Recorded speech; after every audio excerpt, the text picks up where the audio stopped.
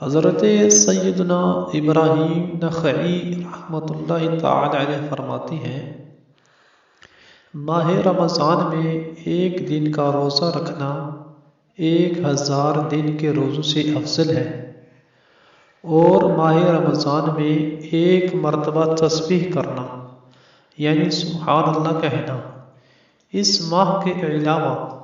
1000 مرتبہ تسبیح یعنی سبحان اللہ کہنے سے افضل ہے، اور ماہ رمضان میں ایک رکعت پڑھنا غیر رمضان کی 1000 رکعتوں سے افضل ہے۔ میرے محترم سامعین، رمضان المبارک میں نیکیوں کا اجر بہت بڑھ جاتا ہے، لہٰذا کوشش کر کے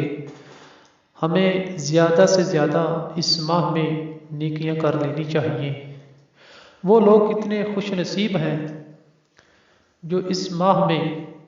ماہ مبارک میں خصوصیت کے ساتھ عبادات کرتے ہیں